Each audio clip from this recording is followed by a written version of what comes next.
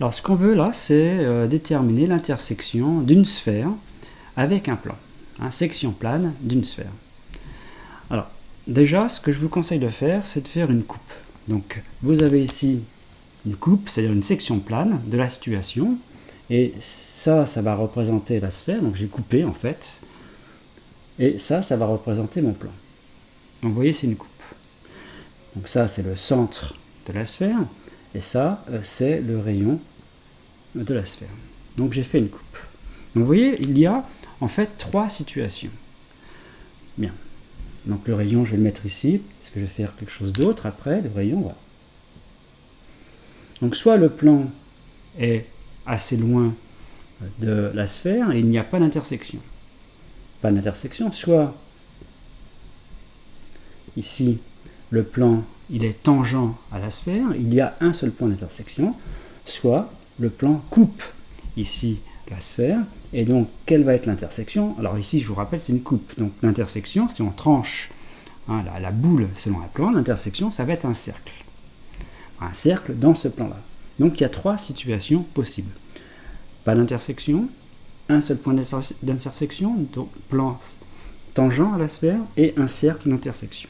Alors qu'est-ce qui va déterminer les 3 situations? Eh bien, ce qui va déterminer, ça va être en prenant le projeté orthogonal. Donc ici, prenons cette situation-là. Eh bien, je vais prendre le projeté orthogonal de O sur ce plan. Donc ici, vous voyez, ça c'est OH. OH, c'est la distance en fait entre O et le plan. La distance, une distance. Alors, on va voir comment on détermine une distance. Je vais donner un exemple après.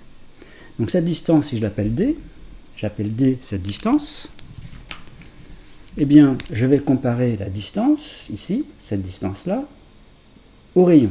Le rayon, il est ici. Le rayon de la sphère. Donc, vous voyez bien que sur ce petit dessin, si D est strictement supérieur à R, il n'y a pas d'intersection. Si cette distance, elle est égale exactement à R, il n'y a qu'un seul point d'intersection, c'est-à-dire que le plan est tangent à la sphère. Et si D est inférieur strictement à R, il y aura dans ce cas-là une intersection qui sera un cercle. Donc c'est en fait la distance entre le centre de la sphère et le plan qui détermine laquelle des 3 situations on se trouve. Alors je vais donner donc un exemple. Alors dans l'exemple, vous voyez, j'ai ici une sphère de centre O. Alors j'ai pris de centre O pour pas qu'il y ait trop de calcul, et de rayon 2. Bon, donc ça c'est ma sphère. Alors il faut savoir quelle est une équation cartésienne d'une sphère quand le repère est orthonormal. Donc de façon générale, une équation cartésienne, c'est x moins xc, donc j'appelle c le centre, au carré, plus y moins yc au carré, plus z moins zc au carré, égale r carré. C'est exactement le même genre d'équation qu'un cercle dans un plan. On dit que la distance entre le centre et un point de la sphère, on élève cette distance au carré, donc on fait CM, C c'est le centre, et M c'est un point de la sphère, on dit que CM carré égale R carré. Et on traduit cette distance-là au carré. Donc cette distance-là au carré, c'est exactement ce qu'il y a ici dans le premier membre. Donc ici, l'équation de la sphère, puisque j'ai pris un centre qui était l'origine du repère. Donc ici, ça c'est l'axe des abscisses, ça c'est l'axe ordonné, et ça c'est l'axe des côtes. Bon, il faut faire attention. Donc ici, donc ça c'est l'axe des x, l'axe des y et l'axe des côtes. Donc ici, l'équation de la sphère, c'est x carré plus y carré plus z carré égale 4. Ça, c'est l'équation de la sphère. Ça, c'est une première chose. Bon, maintenant, ce qu'on va faire, on va déterminer une équation de ce plan-là. Alors, le plan ici passe par le point A de coordonnées 0, 4, 0, le point et le point B de coordonnées 0, 0, 1. Et il est parallèle, ce plan, à l'axe des abscisses, l'axe OX. Alors, on voit tout de suite qu'il y a une intersection. Bon, il y a une intersection, puisque j'ai pris quelque chose de particulier, mais je vais quand même déterminer une équation cartésienne de ce plan, Puis après, je vais calculer la distance entre O et H. Et donc cette distance-là, il faut la comparer avec le rayon, qui est donc 2. Donc on va faire des calculs. Donc d'abord, une équation cartésienne du plan. Donc pour obtenir une équation cartésienne du plan, j'ai besoin d'un vecteur normal. Donc comment on fait un vecteur normal d'un plan? Donc je dis que n, ses coordonnées sont A, B, C, et il est orthogonal donc à AB, hein, c'est un vecteur normal, donc orthogonal à AB. Donc dire qu'il est orthogonal à AB, c'est-à-dire que le produit scalaire avec AB, ça vaut 0. Or, le vecteur AB, les coordonnées sont 0, moins 4, 1. Donc on va faire le produit scalaire. Et le deuxième vecteur, un deuxième vecteur orthogonal à n, eh bien c'est le vecteur I. Hein, puisque la droite OX est parallèle au plan que j'ai appelé P, hein, ce plan-là. Donc un vecteur normal de ce plan, il est orthogonal à I. De coordonnées, ici, 1, 0, 0. Donc ici, ça donne quoi comme équation? Donc ça me donne ici 0, moins 4b plus c égale 0. Donc ici, j'ai moins 4b plus c égale 0. Ici, j'ai a fois 1, c'est-à-dire a égale 0. Donc j'ai a égale 0, et j'ai cette équation, j'ai c égale 4b. Donc un vecteur normal, qu'est-ce qu'on va prendre comme vecteur normal? Eh bien, a égale 0, et c égale 4b, donc je vais mettre b ici, et je vais mettre 4b ici. Donc ça me donne tous les vecteurs normaux. En prenant b égale 1, j'en ai 1, donc j'ai le vecteur de coordonnées 0, 1, 4. Ça, c'est un vecteur normal. Alors vous vous rappelez comment on fait une fois qu'on a un vecteur normal? Pour obtenir un plan, on dit qu'un point M de coordonnées x, y, z est sur ce plan, c'est seulement si le produit scalaire, donc ici on va prendre le point A du plan, le produit scalaire AM avec n est nul. Donc on va faire AM, ici c'est x, y moins 4. Alors on aurait pu prendre B, c'est plus simple avec B puisqu'ici il y a 1, je vais prendre BM. BM, z moins 1. Donc scalaire n, donc ici n c'est 0, 1, 4, et on dit que ce produit scalaire est nul. Donc qu'est-ce qu'on obtient comme équation? On obtient x fois 0, ça fait 0, plus y, plus 4 fois z moins 4, égale 0. Donc ça fait y, donc on obtient comme équation du plan, je la marque ici, y, plus 4 fois ça, c'est-à-dire 4z moins 4, égale 0. Donc je vais écrire l'équation du plan au-dessus. Alors maintenant, on veut l'intersection de la droite orthogonale au plan P qui passe par O avec ce plan. C'est-à-dire qu'en fait, on veut le projeter orthogonal de O sur ce plan. Donc on va prendre cette droite-là ici. La droite ici, perpendiculaire orthogonale à P, je l'appelle D. Donc la droite D orthogonale à P qui passe par O. Et l'intersection, c'est donc le point H. La distance entre le O et P, ça sera donc OH. Alors il faut une représentation paramétrique de cette droite-là. Donc pour avoir une représentation paramétrique d'un point, d'une droite, il me faut un point, c'est O. Donc D est caractérisé par le point O. Et il me faut un vecteur directeur. Or, un vecteur directeur de la droite D, c'est justement un vecteur normal du plan P. Un vecteur normal, c'est un vecteur directeur de D. Donc ici, on va prendre le vecteur N comme vecteur directeur de D. Bon.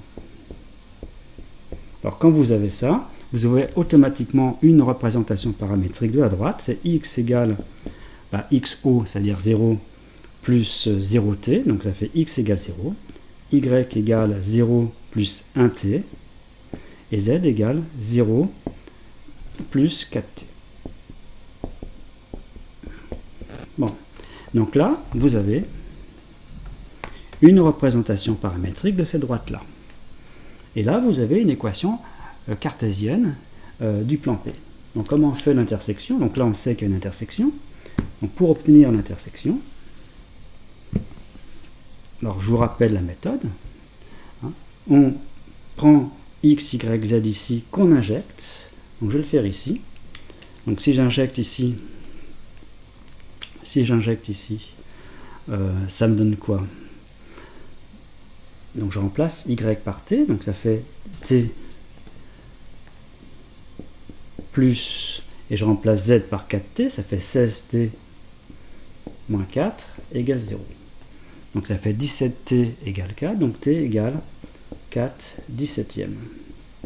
Et donc comme j'ai t égale 4 17e, je réinjecte ici t, et ça me donne donc les coordonnées du point d'intersection. Donc le point d'intersection, c'est-à-dire h, ici h, ses coordonnées sont, donc qu'est-ce qu'on trouve?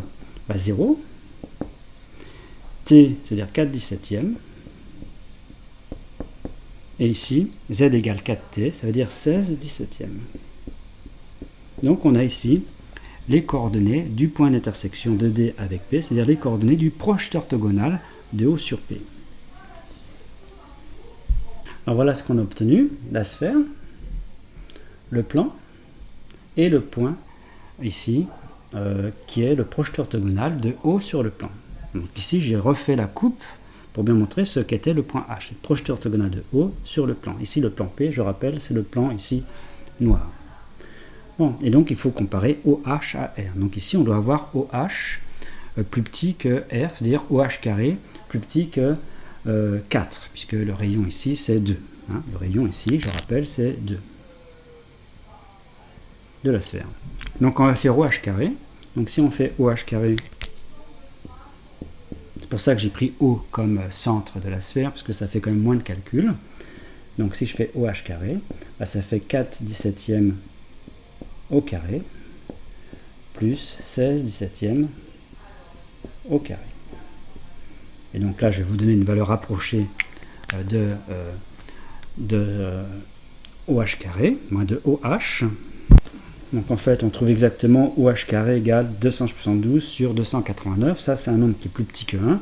Donc évidemment, c'est plus petit que 4, que R carré, qui donc vaut 4.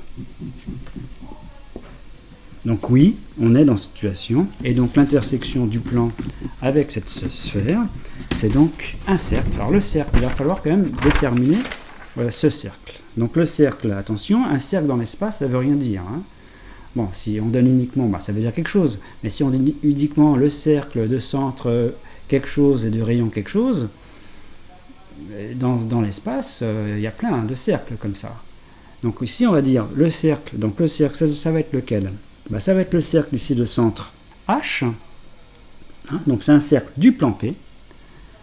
Un cercle du plan P. Déjà, d'une part.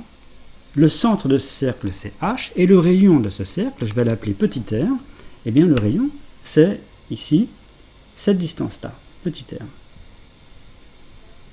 Bon, je vais refaire le dessin un peu plus grand, et pour calculer ce rayon. Donc l'intersection de la sphère avec ce plan-là, c'est donc le cercle qui se trouve donc dans ce plan. C'est un cercle dans ce plan, de centre H et de rayon aussi petit r.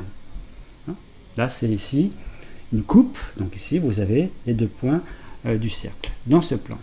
Donc ici, l'intersection, c'est un cercle de P, du plan P. Et dans ce plan, son centre, c'est H, donc H qui a été déterminé tout à l'heure, et le rayon, c'est petit r. Dans ce plan. Alors le petit r, comme on le trouve ici, eh bien, il suffit d'utiliser Pythagore. Vous avez ici r carré, donc la méthode pour trouver le rayon, c'est en disant que r carré, c'est en fait grand R carré moins d carré.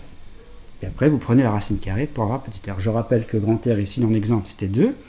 Ça, c'était donc, ça faisait 4. Et d carré, c'était donc OH carré. Hein, ça, c'est OH carré. C'est r carré moins OH carré. Dans l'exemple précédent, on avait calculé OH carré. Bon, c'est du calcul. Donc ça a été déterminé. Ça, on connaît. Vous faites le calcul et vous avez petit r. Donc on a déterminé complètement l'intersection de la sphère avec le plan. Donc je résume. Faisant un résumé rapide, eh bien, vous avez une sphère et un plan. Donc soit le plan n'a pas d'intersection avec la sphère, soit elle a un seul point d'intersection, c'est-à-dire que le plan est tangent à la sphère, soit l'intersection, c'est un cercle. Un cercle dans ce plan. Alors comment on détermine? Eh bien ça se détermine en regardant la distance entre O, le centre, alors ici c'est le centre de la sphère, la distance entre le centre de la sphère avec le plan, que j'appelle OH. Donc il faut vous déterminer cette distance que j'appelle petit d. Donc pour déterminer petit d, il faut que vous déterminiez les coordonnées du point H. Et c'est exactement la méthode de tout à l'heure. Bon, voilà pour la sphère. Donc on pourrait dire d'autres choses. Alors un complément par exemple, je refais le dessin initial. Donc j'avais la sphère de rayon 2 et de centre O. Donc ça c'est l'axe des abscisses, des ordonnées des côtes. Et j'avais donc mon plan P. Le plan P, je vous rappelle, c'est le plan noir ici.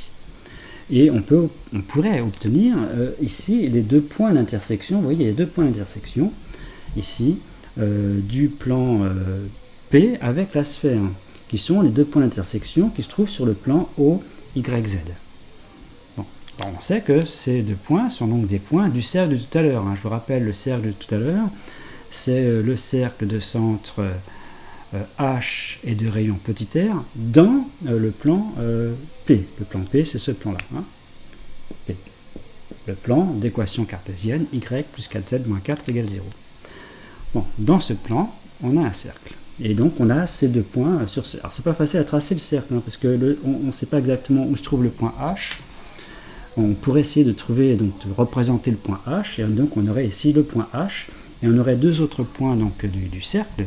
Donc effectivement, on pourrait le tracer en quelque sorte, mais c'est la perspective cavalière. Tracer un cercle en perspective cavalière, c'est pas forcément évident.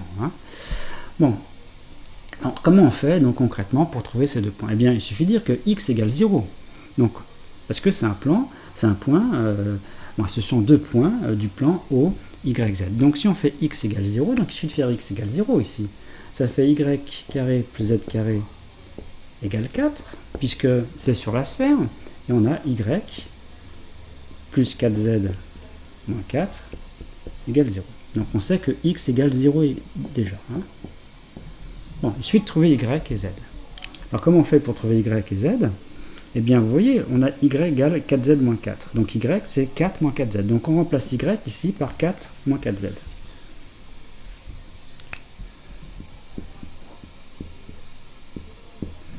Vous développez ça, donc je ne vais pas faire tous les calculs, mais si on développe ça, ça fait 16. Donc là, je vais avoir 16z carré, comme j'ai déjà z carré, ça fait 17z carré. Ici, je fais le double produit, ça fait moins 32z. Ici, j'ai 16, et comme j'ai 4 ici, donc je transpose, ça fait plus 12 égale 0. Donc j'obtiens une équation du second degré pour z. Et donc j'obtiens deux valeurs de z. Donc on peut vérifier que le discriminant il est strictement positif. Donc il y a deux solutions, z1 et z2. Et une fois qu'on a z1, eh bien on remplace z1 ici par la valeur trouvée, ce qui vous donne donc y1. Et ici vous remplacez ici z par z2, vous avez y2. Donc on obtiendrait ici les deux points. Donc on va donner une valeur approchée ici pour Z1 et pour Y1 ici. Donc en faisant les calculs, on trouve ici comme première solution Z1, c'est à peu près 0,52. Et donc on remplace ici, ça fait Y à peu près 1,93. Et la deuxième, c'est pour Z2, 1,37 et Y2 à peu près moins 1,46. Donc, et X vaut 0 dans les deux cas. Donc ici, 1 pour Y19, vous voyez Y19 est 0,5 à peu près pour Z, donc ça doit être ici le point que je vais appeler A1, ça doit être ce point là, A1. Et l'autre point, Z2 c'est 1,37 et Y2 c'est moins 1,46, donc ça doit être ce point là, ici le point A2. Donc ce sont deux points de l'intersection de la sphère avec ce plan. Voilà.